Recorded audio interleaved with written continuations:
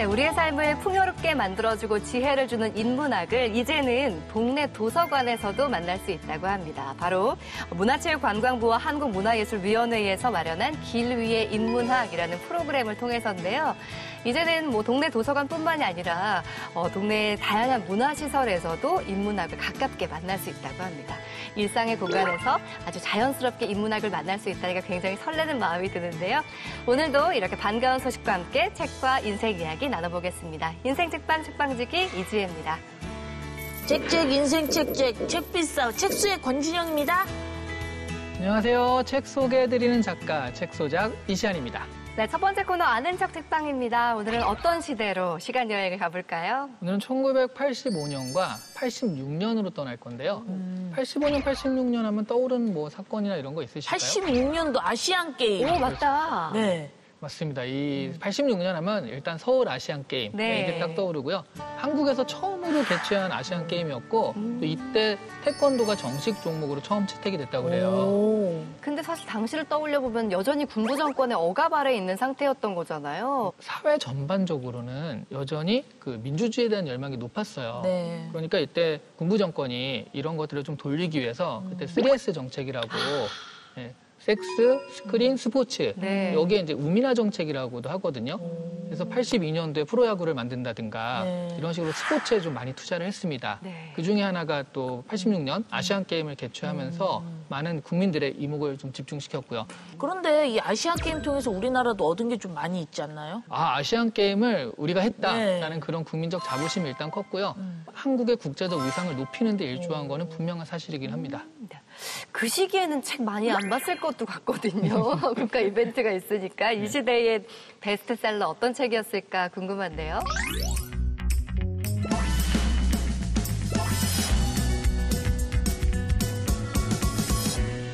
잠깐만요. 이거 잘못된 거 아닌가요? 85년도 베스트셀러에 이혜인 수녀님의 책이 3권이나 올라와 있습니다. 이거 자막 잘못된 거 아니죠? 아니 이 정도면 신기록 아니에요, 이거는? 그렇죠. 1985년은 이혜인의 해다라고 말해도 이게 틀리지 않을 정도로 무려 3권이나 그리고 시집이 이렇게 올라가 있어서 우리가 이 첫 번째 포인트로 이 이혜인 수녀의 시집을 먼저 살펴보도록 하겠습니다.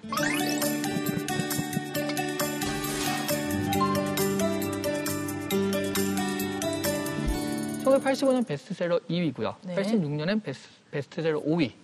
예인 작가의 오늘은 내가 반달로 떠도입니다. 이혜인 수녀의 3번째 시집인데 첫 번째 시집이 민들레의 영토, 두 번째 시집이 네온의 불을 놓아. 네. 이은 3번째 시집인데요.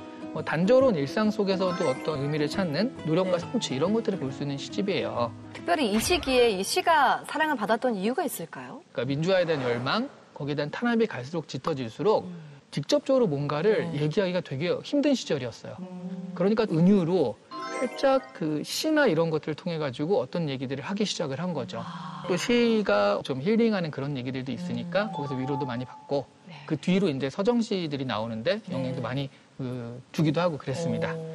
두 번째 베스트셀러는 뭘까요? 네, 오늘 소개해드릴 또 두 번째 베스트셀러는 시집, 이혜인 수녀의 시집들이 막 이렇게 차지하고 있잖아요. 1위를 차지한 소설이 있습니다. 누구 이게 바로 뭘까요? 김정빈 작가의 단입니다. 단? 1985년 베스트셀러 1위거든요.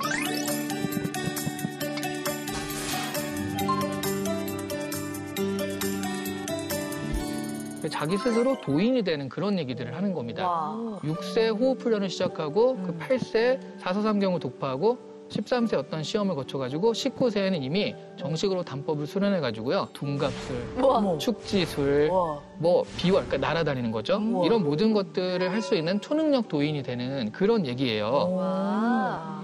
그러면서 이제 그 호흡법을 여기 책에 나와 있어요. 그래서 그 사람들한테 어떤 걸 심어줬냐면 이게 당신도 이런 수련을 통해 가지고 내가 이 현실을 초월할 수 있는 어떤 힘을 좀 가질 수 있을 수도 있지 않을까 대리 만족을 했기 때문에 이게 100만 독자를 열광시켰거든요. 그래서 베스트셀러 1위를 차지한 게 아닌가 싶습니다. 재밌네요. 이 책의 주인공이 실제 인물이었다고 하니까 그래서 더 궁금하고 관심을 많이 받지 않았나 싶어요. 뭔가 이 책을 읽으면 나도 장풍 막 쏘고 축지법 이런 거 할 수 있을 것 같아서 더 많이 읽지 않았을까 싶어요. 맞아요. 여기서 사실 우한도인이 나오는데 네. 15년 이내에 통일이 된다라든가 아니면 고구려의 옛강토를 회복해서 세계적인 뭐 나라로 그 대국이 된다 이런 예언도 있거든요. 근데 그런 예언들에 관심을 기울인 게 아니라 실제로 정신적, 육체적 능력, 수련을 통해 가지고 네. 너도 어느 정도 이 위로 올라갈 수 있다. 이런 수련법 이런 것들에 좀 더 관심을 가지게 되었죠. 이혜인 수녀님의 아름다운 시들 사이에서 당당하게 베스트셀러 1위를 차지했다고 하니까 그만큼 매력적인 내용을 담고 있다는 생각이 드는데 참 신기합니다. 묘하게 시대적인 분위기랑 그 내용들이 연관되는 게 그 시대를 다시 한번 돌아보게 되는 것 같아서 재밌는데요. 다음 베스트셀러도 기대가 되는데요.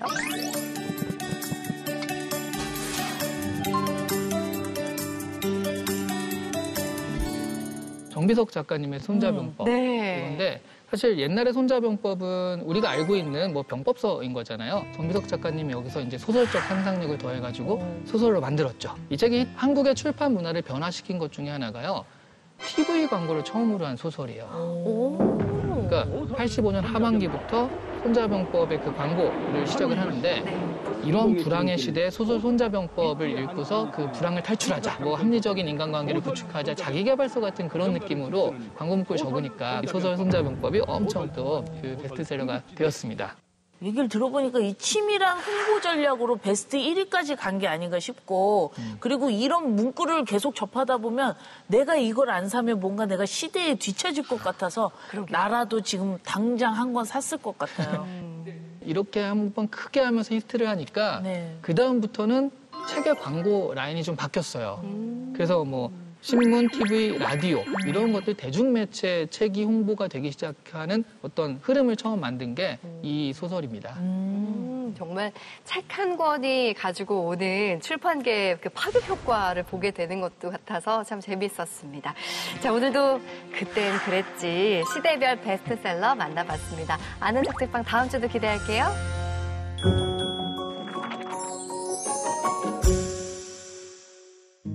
책과 인생 이야기 함께하는 인생 책방. 오늘 모실 주인공은요. 22대 국회의 샛별로 불리는 분입니다.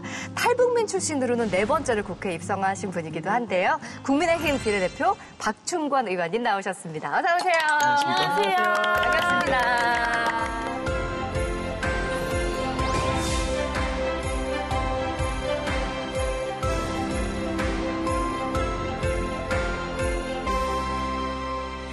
22대 국회의 유일한 탈북민 출신이자 유일한 청년 과학자 출신 의원 이런 수식어를 갖고 계신데 여러 가지 수식어 중에서 가장 눈에 띄는 수식어가 아닐까 싶어요.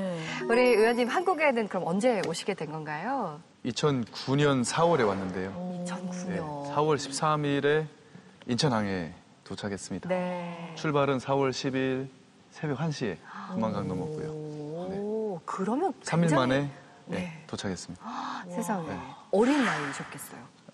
지금 나이로 따지면 한 23살 정도 되죠. 그렇군요. 그럼 정착하신 지 이제 꽤 시간이 지났네요. 15년 정도. 네. 제가 네. 좀 오랜만에 조사를 좀 해봤습니다. 제가 인생 책방의 조사 담당이거든요. 아, 그러시군요. 그래서 제가 의원님에 대해서 좀 조사를 해봤는데요. 네. 박충권 의원님으로 말씀드릴 것 같으면 함경남도 함흥 출신으로 북한에서 김정은 국방종합대학에서 무시무시한 미사일을 연구하셨고요. 네. 그리고 한국에서는 서울대학교에서 석박사를 하신 후 철강회사에서 자동차를 연구하셨다고 합니다. 이 정도면 남에서도 북에서도 진짜 브레인이시네요. 네? 아니 근데 약간 시크하면서 진짜 브레인인 것 같아요. 맞아요. 아유, 아닙니다. 전교 1등들이 이렇게 생기셨잖아요, 보통. 하나 틀렸다고 막 엎드려 보는. 1등은 아니고 3등 했습니다. 3등. 네. 네, 아니 근데 진짜 공부 어릴 때부터 잘한다 얘기 많이 들으면서 잘하셨겠어요. 제가 북한에서 소위 말하는 고난행군 그 직격탄을 맞은 세대거든요. 아 그래요? 그래서 저희가 한참 공부할 때, 그러니까 네. 중학교 한 2학년, 3학년? 네. 그때 직격탄을 맞아서 그때 공부를 못했어요. 네. 집에서는 사실 네. 이제 학교를 간다고 나갔는데 네. 정작 학교를 안 간 거예요. 어디 가신 거예요? 친구들하고 놓은 거죠. 여기나 거기나 똑같네요. 그러면. 안 잡혀가요? 그러니까 교육 시스템이 완전히 무너져서 당시에 당시에. 못 먹으니까 네. 선생님들도 출근을 안 하고 학생들도 출석률이 한 50% 정도 될까요?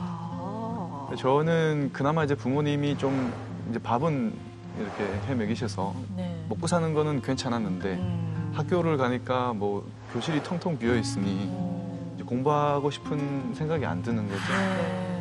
그런 시대에 살아서 그 시기는 좀 꼴통으로 평가받다가 그 뒤에 이제 아버님이 이제 좀 퇴근하셔서 일고등학교라는 데를 갔습니다. 일고등학교에 입학해갖고 그때부터 다시 공부 시작했죠. 오, 정말 들어가기 어려운 김정은 국방종합대학을 나오셨고 우리나라에선 서울대 나오시고 쭉 이력을 보니까 아니 어려운 것만 골라서 막 하는 아 그런가요? 뭔가 성취하는데 뭔가 기쁨을 느끼시나라는 생각이 드는데 이번엔 정말 만만치 네. 않게 어려운 정치인의 길을 걷게 되셨습니다. 네.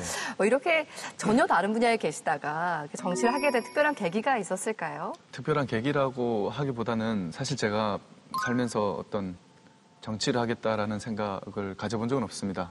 그래서 계기라고 하면 국민의힘에서 인재영입 제안을 받은 게 계기고요. 뭐 제 커리어를 보셔도 아시겠지만은 정치를 준비한 커리어는 아니잖아요. 네. 그래서 하지만 이제 제가 살면서 뭔가 우리나라와 어떤 우리 공동체에 도움이 되는 삶은 살고 싶다. 이런 생각은 항상 갖고 있었어요. 네. 근데 회사에 취직하고 우리나라의 어떤 젊은 친구들이 동일하게 경험하는 고민들을 저도 마찬가지로 하면서 살다 보니까 네. 이제 돈도 벌어야 되겠고 집도 장만해야 되겠고 결혼도 해야 되겠고 뭐 이런 고민들 속에 살다 보니 사실 근데 갑자기 이제 영입 제안을 받고 좀 심각하게 고민을 하다가 네. 네, 결정했습니다. 저는 개그우먼이거든요. 아, 그러시군요. 근데 네. 왜 저희 코미디언들은 이렇게 네. 장난으로 네. 고소물이 개그들 막 이렇게 하는데 전혀 의원님은 이렇게 서울 사람 같이 말씀을 하시고 연습을 하신 건가요? 저 엄청 비슷하네요. 어색한가요? 옳다구나 야. 북한 사투리가 어색해요. 아, 예, 야. 제가 이게 친구들하고 네. 저녁 술자리 뭐 이렇게 있으면 네. 대학원 후배들 네. 그러니까 형 북한 사투리 한번 해보라고 하면 이렇게 하거든요. 네. 그러면 진짜 북한 사투리 너무 못한다고 아니, 나보다 못한다고 막 치아라고 막 그랬거든요. 네. 그냥 느낌이 차도남이에요. 차가운 도시 남자였어요. 이게 따뜻한 모습이어야 되는데 정치인에게는 좀 안 맞는 이미지 아닌가요? 고소 괜찮습니다. 네. 오늘 이 자리를 통해서 따뜻한 모습도 많이 보여주셨으면 좋겠어요. 아, 고맙습니다. 노력해보겠습니다. 의원님이 선정해주신 인생책을 통해서 우리 의원님의 인생과 책 이야기 나눠보려고 하는데요. 어떤 책을 골라주실까 굉장히 기대가 됐었거든요. 근데 정말 의외의 책을 골라주셨습니다. 20세기를 대표하는, 프랑스를 대표하는 작가이자 역사학자인 앙드레 모루아의 미국사라는 책을 인생책으로 골라주셨는데 어떤 책인지 만나보고 올까요? 신대륙을 향해 대서양을 건넌 143명이 세운 작은 도시 제임스타운은 어떻게 거대한 국가 미국으로 성장했는가? 식민지였던 미국이 패권국 영국을 물리치고 앞서갈 수 있었던 저력은 무엇인가? 이 책은 식민지에 불과했던 하나의 도시가 통합을 이루면서 단숨에 초강대국으로 성장하기까지 역사가다운 객관적인 관점과 문학가다운 치밀한 재구성으로 흥미진진하게 풀어낸 책인데요. 따뜻하면서도 날카로운 안목으로 정치, 사회, 문화를 통합적으로 고찰하여 풀어냈습니다. 이 책을 그러면 처음에 딱 접하고 나서 네. 어떻게 느끼셨길래 인생책이라고 여기셨나요? 뭐 인생책 중에 뭐 여러 가지가 있기는 하지만 제 머릿속에는 굉장히 좀 강하게 남아있다. 그래서 어떤 미국이라는 나라가 세워지는 과정과 그리고 어떻게 보면 자유민주주의 체제의 시초이기도 하지 않습니까? 그래서 그런 것들이 만들어가는 과정 그리고 그 미국이라는 나라가 정말 단기간에 세계 넘버원 국가로 성장을 이뤄낸 국가가 아닙니까? 그래서 굉장히 드라마 같은 스토리다. 네. 예, 그렇게 생각이 돼서 추천을 드렸고요. 네. 그리고 또 한 가지는 그런 것도 있었던 것 같아요. 북한에 살 때 이제 뭐 아시겠지만 북한은 이제 정보가 마음대로 이제 내가 원하는 정보들을 접할 수가 없잖아요. 네. 굉장히 책이 적기도 하고 대부분 뭐 사회주의를 옹호하거나 뭐 세뇌 교육에 사용되는 그런 책들이죠. 네. 이제 그런 책들만 보다가 제가 생각이 바뀌고 나서 좀 외부 세계나 아니면은 북한이라는 나라를 좀 제대로 알만한 책을 한번 읽어보고 싶어서 개인들이 책을 대여해주는 작은 뭐 책방이라고 해야 될까요? 거기는 이제 대외비 책들 그리고 뭐 외국 책들 이런 것들도 좀 있었어요. 근데 거기서 봤던 책 중에 가장 인상 깊었던 게 태평양 해전사라는 책이 있었어요. 제가 그걸 보고 북한 정권이 말하는 게 전부 다 거짓이구나. 그걸 깨달았습니다. 왜냐하면 북한에서는 김일성이 조선을 해방했다라고 가르치잖아요. 일제를 폐망시켰다. 네. 근데 그 책을 보고 나니까 전부 다 거짓이었구나. 일본을 폐망시킨 것은 김일성이 아니라 미국이었구나. 네. 이게 미국과 일본이 태평양에서 싸우는 그 스토리를 담은 책이었거든요. 네. 그래서 좀 더 머리에 남은 게 아닌가 이런 생각도 듭니다. 네. 예, 미국사에 대해서 알기 전과 후가 굉장히 많이 다르셨을 거란 생각이 드는데 두 분은 이 책 어떻게 읽으셨어요? 저는 그냥 미국이라고 하면 그냥 거대한 나라 원래부터 이렇게 생각했는데 이 책을 읽어보니까 140여 명이 세운 작은 도시에서 시작됐더라고요. 그거 보면서 조금 놀라웠습니다. 우리 이시안 작가님 어떻게 읽으셨나요? 이 책이 되게 특이한 책이에요. 왜요? 왜냐하면 보통 미국의 시초를 얘기할 때는 네. 메이플라워호를 얘기합니다. 네. 근데 여기는 제임스타운 방금 얘기하셨던 네. 이 얘기를 하잖아요. 네네. 이게 뭐가 다르냐면 제임스타운에 갔던 사람들은 범죄자들을 주로 보내요. 그러니까 여기가 시초가 되면 범죄자들의 후손이 되는 거고 이쪽 사람은 남부로 가거든요. 네. 근데 이제 필그램 파더스들은 자기들이 이렇게 청교도가 간 거예요. 그러니까 이쪽을 자꾸 그 우선시하는데 사실은 제임스타운이 그 전에 먼저 있었거든요. 그러니까 미국 중심이 아니라 객관적인 시선으로 볼 수 있는 그런 미국사라서 전 미국사를 공부하시는 분이라면 꼭 한번 봐야 된다라는 생각이 들더라고요. 자, 이 두툼한 책을 통해서 어떤 인생 이야기를 전해주실지 굉장히 기대가 됩니다. 우리 박충건 의원님과 함께하는 책과 인생 이야기 키워드를 통해서 이야기 하나하나 나눠볼까요? 네, 첫 번째 키워드입니다. 네, 첫 번째 키워드는 신대륙에 탄생한 국가라는 키워드입니다. 미국 하면은 뭐 정말 누구나 거부할 수 없는 세계 최고의 국가죠. 최강국이라고 할 수 있는데 사실 미국이 우리가 지금 미국을 봐서 그렇지 처음부터 강자는 아니었다고요. 아까 이제 말씀해 주셨는데 사실 영국은 스페인이나 포르투갈에 비해서는 좀 신대륙 탐험에 늦게 나섭니다. 그래서 엘리자베스 여왕 시대에 와서 이제 북미 대륙에 이제 상륙하는데 이곳을 선택한 이유도 사실 스페인이나 포르투갈이 노른자라고 하는 중남미 지역을 다 차지해서 이제 더 이상 갈 데가 없으니까 이제 북쪽으로 올라간 건데 그래서 거기에 이제 1606년에 이제 제임스타운이 세워지죠. 이때 143명이 처음 상륙하는데 말씀하신 대로 범죄자들도 많았고 근데 당시에 이 사람들이 그 거친 환경과 그리고 어떤 생소한 어떤 환경에 적응을 못해서 전염병, 기아, 그리고 인디언의 공격 이런 것들로 인해서 대부분 죽어나갑니다. 그래서 사실상 이 책에서도 얘기는 하고 있는데 이 제임스타운이 최초긴 하지만 미국의 시조라고 하기에는 좀 부족함이 있다라고 얘기를 하거든요.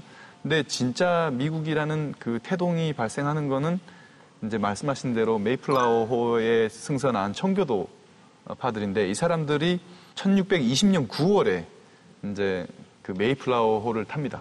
미국의 기독교 종파 중에 청교도파가 있었는데 상당한 핍박을 받고 있어서 이 사람들이 온전히 그냥 순전하게 기도의 자유를 얻고자 새로운 환경으로 가겠다라고 이제 배에 타는 거거든요.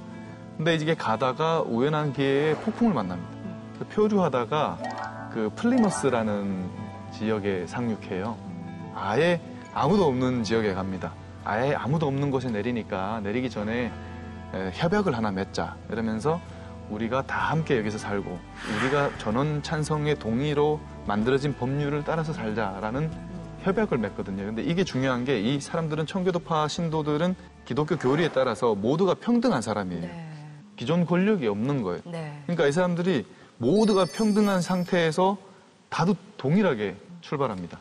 그러니까 신을 믿는 사람들이 아무 권력이 없는 땅에 도착해서 이제 다 동일한 출발선상에서 이제 출발을 하는 거예요. 네. 그 황무지와 어떤 거친 환경을 개척해 가면서 이제 사람들이 정신이 강해지잖아요. 네. 당시에 중세 유럽은 어떤 야심과 자신의 어떤 이익, 먹고 살기 위해서 일을 했는데 이 사람들은 하나님을 위해서 일을 한 거예요. 그러다 보니까 굉장히 노동에 관한 윤리적인 변화가 일어나요. 그래서 이미 이때 어떤 산업혁명을 예고하고 있었다. 네. 그래서 중남미 사람들도 앞으로 신국과 건국에서 굉장히 훌륭한 역할을 할 수 있는 강인한 민족이다라고 평가를 합니다. 네. 네, 일단 그렇게 시작을 한다. 그러니까 미국이 지금의 최강국이 되기 위해서 그 시작은 신앙과 자유와 평등 그 가치에 대한 맞아요. 그 신뢰, 그 성실함에 있었다라는 네. 이야기였는데 그 정신이 사실 미국 독립전쟁 당시에 그 발표한 독립선언문에도 나와 있죠. 잠깐 소개를 해드리면 인간은 모두 평등하게 창조되었다. 인간에게는 그의 창조자가 부여한 양도할 수 없는 권리가 있다. 그것은 생명, 자유, 그리고 행복 추구다라는 이야기입니다. 그러니까 지금 우리가 너무 당연하게 생각하고 있는 것들이 당시에는 당연하지 않았던 그렇지 상황이었던 않았던 거죠. 거잖아요. 근데 정말 우리도 식민지의 서름을 겪어봤기 때문에 네. 알지만 그 독립이라는 과정은 쉽지가 않은데 미국의 독립전쟁도 정말 쉽지만은 않았죠. 네, 정말 어려운 과정이었고요. 미국이 독립하는데 100년 걸렸습니다. 그래서 1763년부터인가 영국이 식민지에 각종 명목의 세금을 부과하기 시작하는데요. 그래서 이제 식민지 주민들하고 영국 본국하고 이제 갈등이 발생하다가 그게 격화돼서 우리가 잘 알고 있는 보스턴 차 사건이 발생을 해요. 그 뒤에 이제 영국의 조지 3세 국왕이 격분해가지고 영국 의회를 압박해서 법안을 하나 통과시키는데 아메리카인이 참을 수 없는 법이다. 식민지 주민들이 본국이 우리를 노예로 생각하는구나라는 생각을 하다 보니까 이 사람들이 가장 중요한 게 가치가 뭡니까? 자유 아닙니까? 자유를 찾아서 간 사람들이 대부분이다 보니까 강하게 반발해가지고 이제 독립전쟁을 시작하게 되죠. 승리할 수 있었던 거는 가장 첫 번째는 식민지 시민들의 철저한 어떤 자유의지. 그리고 두 번째가 이제 훌륭한 지휘관. 그리고 세 번째는 이제 벤저민 프랭클린 같은 뛰어난 외교 활동가. 그리고 네 번째는 적군으로 들어온 군대까지도 국민으로 만들 수 있는 비옥하고 드넓은 대지가 있었다. 이런 게 독립전쟁이 승리할 수 있는 어떤 요인이 아니었는가라고 봅니다. 미국의 역사를 보면 네. 그런 말 있죠. 용두삼이란 말의 반대. 뱀의 머리로 시작했다가 용의 꼬리로 끝나는. 그러니까 처음에는 되게 미약해요. 그러니까 400~500년밖에 안 된 나라인데도 불구하고 독립전쟁, 내전, 대공황 겪을 건 다 겪었어요. 우리 의원님이 보시기에는 네. 미국이 이렇게 초강대국으로 단기간에 성장할 수 있었던 원인, 그 힘, 이건 무엇이라고 생각을 하시는지 궁금해요. 미국이 초강대국이 될 수 있었던 이유. 첫 번째가 청교도주의를 체화한 근면 성실하고 강인한 기본 국민이 있었다. 그리고 이 국민을 베이스로 해서 꾸준한 인민자가 들어왔다는 것. 그리고 두 번째가 완벽에 가까운 헌법에 기초한 최초의 자유민주주의 체제를 만들었다는 점. 그리고 세 번째가 성장할 수 있는 기간 동안에 외세의 침략으로부터 자유로울 수 있는 지정학적 이점이 있었다. 그리고 네 번째가 이제 개척자 정신인데 제가 이 부분을 좀 굉장히 중요하게 생각하고 있어요. 초반에는 이제 황무지를 개척하는 데서 탄생한 어떤 개척자 정신의 DNA인데 이 강인하고 창의적인 개척자 정신이 지금까지도 쭉 해서 이어지고 있어요.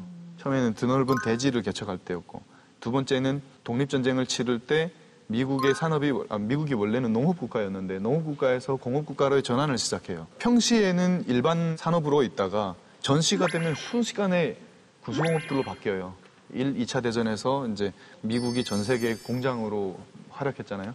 그래서 굉장히 급격한 성장을 이뤄내는데 이 DNA가 제가 지금 생각하기로는 남이 가보지 않은 길, 아주 빠른 기간 안에 세계 넘버원이 되고 그것을 아직까지도 유지하고 있는 하나의 이유가 아닌가 이렇게 보고 있습니다.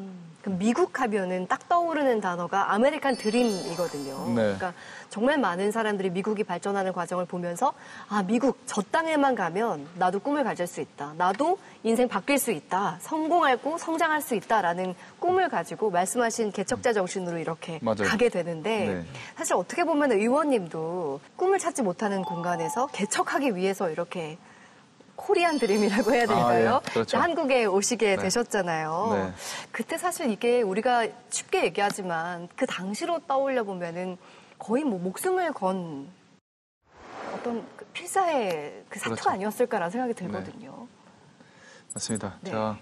저도 많은 꿈과 희망을 가지고 이제 탈북을 결심했고 한국으로 왔죠. 하지만 이제 목숨을 걸어야만 하는 상황이었고요. 그래서 탈출하다 잡히면 자결한다라는 생각으로 이제 칼 하나 주머니에 넣고 4월 10일 새벽에 두만강을 건넜어요. 네. 북쪽은 아직 날씨가 좀 추우니까 당시에 4월 초였는데도 강 양옆에 이렇게 얼음이 있었어요. 그리고 제가 강에 딱 들어가서 한 1, 2분 정도를 걸으니까 온몸이 다 마비될 정도로 강물이 차가운 거예요. 그래서 그런 강을 건너면서 이제 동상을 입을뻔하기도 하고 그렇게 어쨌든 두만강 건너서 3일 만에 한국에 인천항에 들어왔습니다. 4월 13일 날. 숨 막히는 3일이었고요. 그래서 인천항에 도착하고 나서 정말 안도감에 진짜 그대로 막 쓰러지고 싶었습니다. 또 한편으로는 이뤄냈다라는 어떤 성취감으로 뿌듯해가지고 심장도 많이 뛰었고요. 네.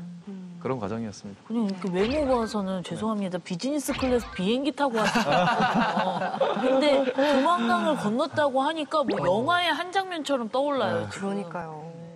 그러면 이렇게 탈북을 결심하셨을 때 가족들과 함께 같이 가자라고도 얘기하기가 어려우셨을까요? 아, 그게 어려웠던 게 네. 제가 살아서 한국 땅에 도착할 수 있을지도 미지수였습니다.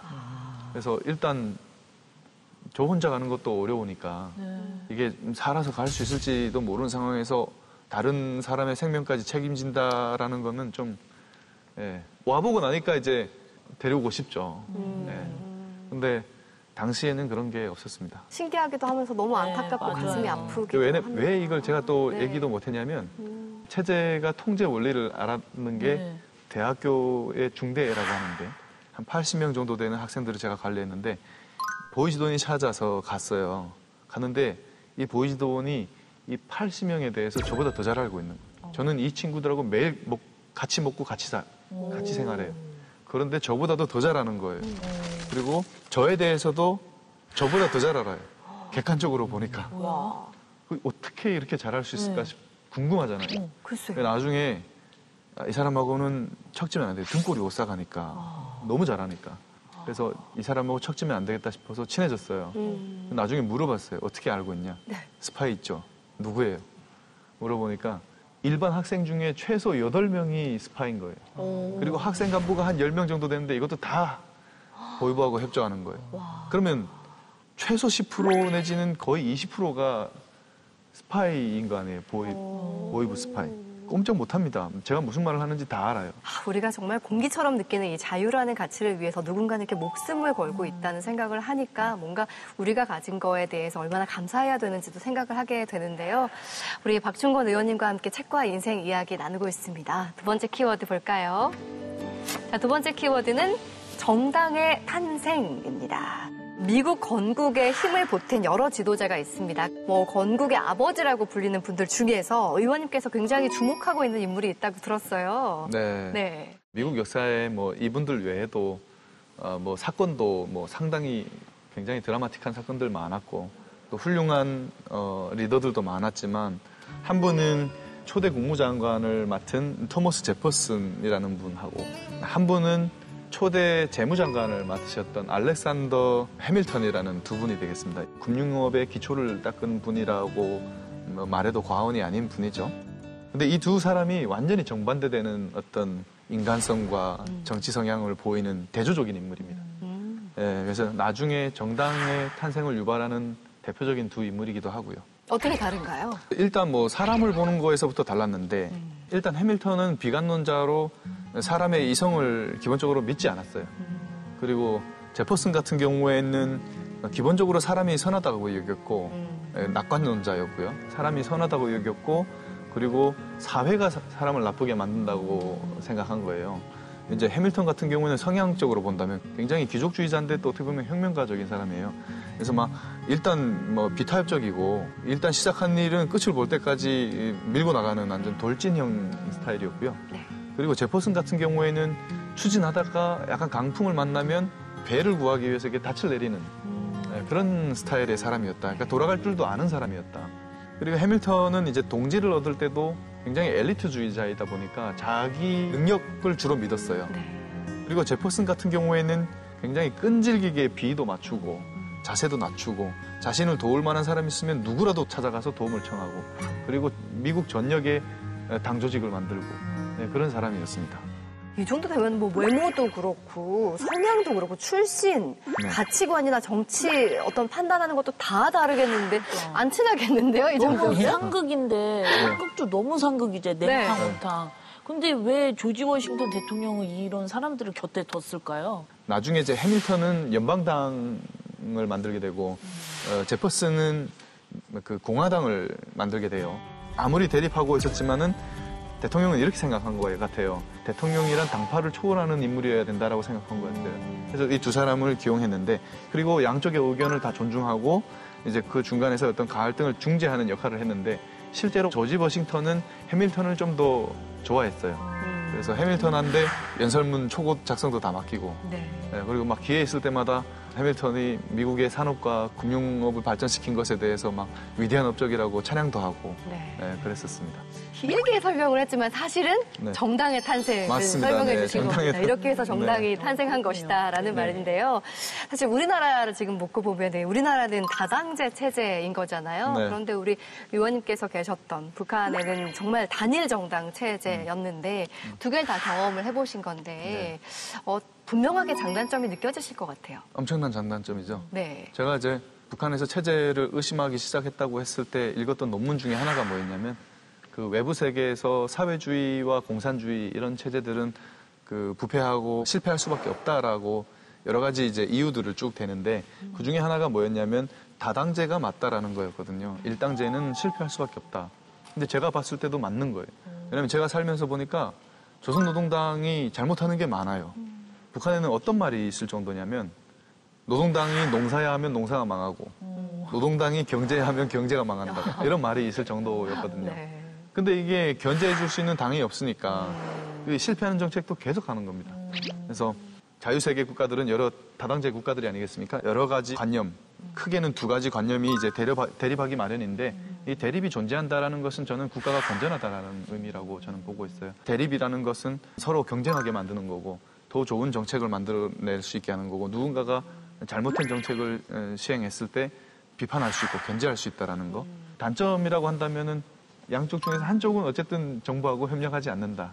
이 부분이 좀 단점이라고 볼 수가 있겠네요. 이제는 뭐 정당의 일원으로서 정치를 시작을 하셨는데 제 정치 민주주의에서 정말 피할 수 없는 게 갈등이잖아요. 네. 대립도 있을 수 있고 네. 이거를 어떻게 좀 풀어가야겠다라고 좀 생각을 갖고 계신가요? 말씀 주셨다시피 대립이 있다라는 것은 건강하다는 얘기고 우리 국가가 건강하다라는 말씀이 되겠고 이제 다만 민생과 맞닿아 있는 어떤 정치적 현안들 또 우리 국가의 이익과 지대한 이익과 맞닿아 있는 이런 정치적 현안들에 있어서는 소통과 협력을 통해서 잘 풀어나가야 되지 않을까 이런 생각을 하고 있습니다. 네. 대립할 땐 대립하고 소통과 협력을 할 땐 하고. 네. 이참에 잠깐 쉬어 가셔야 될 것 같아요. 지금 너무 힘드실 것 같아요. 설명도 많이 하시고 라면처럼 설명을 해주시기 때문에 네. 물 한 잔 들이키시고 네. 제가 권진영의 휴게소 같은 시간 결정 OX 시간을 준비했습니다. 네. 첫 번째 질문 드리겠습니다. 네. 남남북녀는 옛말 잘생긴 내 외모 때문에 피곤한 적이 많았다? 하나 둘 셋. 솔직하게. OX 퀴즈로 보여주세요. 하나 둘 셋. 비서관님 이거 뭐 해야 돼요? 비서관님 이거 뭐 해야 돼요? 현재를 말씀을 드리면 X입니다. 진짜요? 네. 과거를 얘기하면요? 과거를 얘기하면 O. 북한에서는 통했는데 한국에서는 안 통하더라고요. 북한에서 왜? 통했군요. 네. 북한에서는 막, 저 동무랑 같이 술 한잔 하고 싶다. 막 이런 진짜 이쁜 아가씨들이 많이 오셨을 것 같아요. 제가 북한에 있을 때는 네. 굉장히 잘생겼다고 생각하고 살았습니다. 여기서도 잘생기셨어요. 근데 여기 오니까 아니더라고요. 잘생긴 분이 너무 많아서 남남북녀 맞는 것 같아요. 근데 말씀 네. 들으다 보니까 북한의 연애는 어떨까 궁금해지는데요. 진짜 아, 그래요? 네. 우리 왜 이렇게 질문이 많니 근데? 아니 너무 궁금한 세계여서 아니 네. 왜냐면 북한은 자유가 없다고 하니까 맞아. 우리처럼 몰래 어디서 만나자 데이트하거나 이렇게 가능할까 싶어서 그 연애만큼은 사람 사는 데는 다 똑같다라는 말씀을 드리고 싶고 남들이 안 만나는 데서 이제 연애를 하는 것은 다 똑같다. 안 보는 데서. 네. 자, 두 번째 질문 드리겠습니다. 네. 15년 전으로 돌아간다고 해도 네. 용기 있게 두만강을 건너는 선택을 하겠다? 하나, 둘, 셋. 네, 이건 오죠 당연히. 네. 그렇습니까? 다시 생각해도요. 다시 생각해도 예. 자유는 그만큼 소중하다라고 말씀드리겠습니다. 자유가 소중하답니다. 자유를 잃었을 때는 정말 모든 걸 다 잃은 느낌이었습니다. 그 진정한 자유는 소유가 보장이 됐을 때의 자유가 진정한 자유다. 와서 가장 느꼈던 어떤 벽 같은 게 있으셨을까요? 와서 제일 벽 같은 거요? 집정만 하기가 힘들겠다 이런 생각. 아, 요즘 뭐 대한민국 청년들 다 그래요. 네. 다음 질문 또 드리겠습니다. 네. 탈북 후 가장 설렜던 순간 중 하나는 대한민국 국민으로 처음 투표했을 때이다. 하나, 둘, 셋.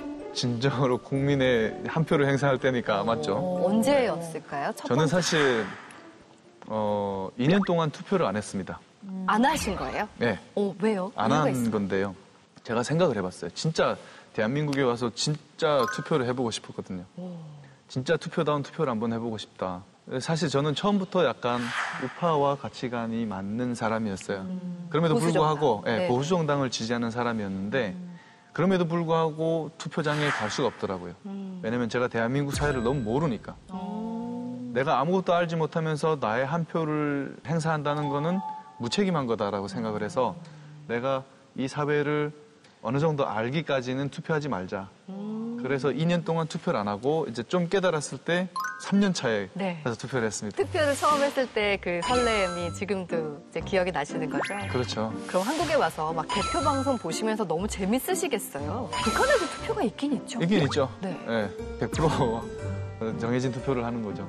아니, 또 궁금한 게 우리 이지아 아나운서가 네. 의원님 만나고 지금 입이 열려가지고 네. 계속 질문을 하고 궁금한 게 있죠. 많아요. 아, 네. 아, 진짜 너무 재밌습니다. 네. 마지막 그럼 질문. 빨리 끝났으면 좋겠어요. 마지막 질문이에요, 의원님. 네. 무시무시한 ICBM도 연구를 하셨고 네. 철강맨으로 자동차 부품 연구도 하셨잖아요. 네.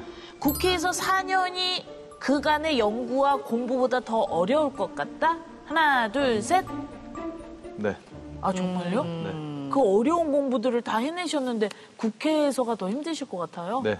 그 이유가 우리 국가적 전반의 사안에 대해서 네. 일을 해야 되는 거 아니겠습니까? 제가 공부는 이제 공학을 공부했고 또 회사에서도 어떻게 보면 좀 작은 분야에서 이제 네. 연구를 했는데 이제 지금은 이제 국가 전반의 사안들에 대해서 생각을 해야 되고 정책과 입법과 그리고 또 국민의 또 그 민심을 헤아리고 네. 또 정치를 해나가는 것들이 저에게는 굉장히 쉽지 않은 과정이 될 것이다. 그래서 굉장히 어려운 과제에 도전하기 때문에 네. 정말 필사즉생의 각오로 한번 임해보겠다. 네, 그래서 지금 공부를 열심히 하고 있습니다. 알겠습니다. 네. 기대하도록 하겠습니다, 의원님. 고맙습니다. 네, 솔직한 답변 감사합니다. 고맙습니다. 네, 뭐 어렵다라고 말씀하셨지만 그 네. 어려운 것들을 한 단계 한 단계 밟아 오신 분이잖아요. 그렇기 때문에 더 네. 기대도 되는 것 같습니다. 고맙습니다. 제가 자신감은 있습니다. 네, 우리 박진권 의원님과 함께 책과 인생 이야기 나누고 있습니다. 마지막 키워드 함께 또 있나요? 보겠습니다. 네. 자, 마지막 키워드는 바로 남과 북 그리고 대한민국입니다. 의원님 인생을 보면은 절반은 북에서 보내셨고 네. 또 절반은 남에서 보내신 거나 다름이 없잖아요. 네. 남과 북 처음에는 우리나라라고 말하는 것도 사실 고민이 되셨을 것 같기도 해요. 어떤 의미를 갖고 있을까 각각이 궁금해집니다. 저는 두만강을 넘어서 그 중국 땅에 갔을 때 대한민국을 우리나라라고 생각했습니다. 그 이유가 나라 이룬 서름 같은 걸 느꼈는데요. 조선족 브로커를 만났을 때 저를 대하는 게 미개한 국가에서 온 사람처럼 대하더라고요. 그래서 그걸 보면서 참 내가 이런 정말 한심한 나라에 살았구나. 부끄러운 나라고 정말 내가 태어난 나라라고 말하기 어려운 그런 나라였다는 걸 이제 실상을 깨달으면서 굉장히 뭔가 나라 잃은 서름 같은 걸 느꼈는데 그렇게 말하는 그 조선족 브로커가 대한민국을 엄청 찬양하더라고요. 엄청 발전해 있고 엄청 좋은 나라고 사회제도도 엄청 잘 돼 있다. 이런 얘기를 하면서 그 얘기를 딱 듣는 순간 어떤 마음속에 텅 비었던 어떤 그런 나라를 잃은 것 같은 그 마음, 텅 빈 마음이 채워지더라고요. 네. 그때부터 그래 이제부터 내 조국은 대한민국이다라고 생각하고 이제 탈북해서 왔고요. 그래서 어쨌든 북한은 제게 있어서는 굉장히 아픈 손가락 같은 나라 의미다라고 말씀드릴 수 있을 것 같아요. 제가 태어난 고향이기도 하고 또 그곳에서 고통받을 뭐 가족, 친척, 지인들 그리고 북한의 동포들을 생각하면 마음이 많이 아려오고요. 그럼에도 불구하고 대한민국은 저에게 있어서 굉장히 꿈이고 희망이고 가능성이고 요람이었다라고 저는 생각합니다. 저의 대부분의 성장이 대한민국에서 이루어졌고 그 성장을 많은 분들이 도와주셨고 그래서 저의 꿈을 실천해 가고 있는 곳이고 앞으로 북한 주민들을 품어줄 조국이다라고 생각하고 있습니다. 이제는 정말 청년 정치인으로서 대한민국 발전을 위해서 일을 하게 되실 텐데 네. 새로운 시장 앞에 뭔가 남다른 각오 같은 게 있을 것 같아요. 소명의식도 있으실 것 같고요. 저에게 있어서 정치적 소명은 미래를 준비하고 대비하는 데 있다라고 저는 생각하고 있습니다. 그래서 저의 어떤 정체성, 청년이고 공학도이고 탈북민이라는 어떤 이런 정체성의 공통 분모가 미래다라는 점이고요. 그래서 저에게 정치는 부국 강병이다. 그래서 화합과 통합의 대한민국을 만들어가는 데 있다. 네, 이렇게 생각하고 있습니다. 이제야 우리 의원님께서 인생책으로 미국사를 가져오신 이유를 좀 알 것 같습니다. 지금 꿈꾸는 대한민국이 부국강병이기 때문에 세계 최강의 미국 이야기를 하고 싶으셨던 거구나라는 네. 생각을 하게 되는데 우리 네. 진영 씨 오늘 의원님 만나본 소감 어떠셨어요? 야, 의원님 보면서 이제 보고 느낀 거는 자유가 이만큼 중요하구나. 와, 대한민국에 태어나서 너무 감사하고 우리나라를 더 사랑해야겠다 이런 생각이 들더라고요. 이 의원님 말씀대로 이 소통과 화합을 위해서 국민들을 위해서 열심히 일해 주시기를 기대하도록 하겠습니다. 고맙습니다. 네. 네. 네, 작가님 오늘 추천평 부탁드려요. 말씀하신 대로 세계 초강대국 미국이라는 건 사실 우리가 지금 현대사회를 사는 사람은 인정할 수밖에 없잖아요. 네. 이런 미국을 우리나라에게 유익하게 잘 활용하기 위해서 어떻게 해야 될지 그 미국의 좀 속살을 들여다볼 필요가 있거든요. 이 책이 객관적으로 미국이 왜 이렇게 됐고 어떤 식의 발전을 해왔으며 그래서 앞으로 어떻게 될 것이다까지 좀 내다볼 수 있는 그런 가이드가 될 수 있는 책이라고 좀 추천을 드릴 수 있겠습니다. 자, 끝으로 의원님께서 시청자 여러분께 한 말씀 해주시죠. 네, 오늘 이렇게 미국사라는 책을 소개해드리면서 이제 여러분들과 얘기를 나눌 수 있게 됐는데요. 제가 많이 부족한 사람이지만 앞으로 열심히 또 공부하고 또 우리 국민과 나라를 위해서 우리 사회의 어떤 통합과 화합을 위해서 부강한 어떤 우리 대한민국의 미래를 위해서 저의 모든 노력을 다하겠다라는 말씀을 드리겠습니다. 감사합니다. 네, 오늘 만남을 통해서 대한민국을 얼마나 사랑하시는지를 느낄 수가 있었습니다. 목숨을 걸고 자유를 찾아서 이곳에 오셨는데 이제는 그 자유와 꿈을 지켜내기 위해서 어떤 의정 활동을 펼치실지 기대하면서 지켜보도록 하겠습니다. 고맙습니다. 자, 지금까지 국민의힘 비례대표 박충건 의원님과 함께했습니다. 고맙습니다. 감사합니다. 감사합니다.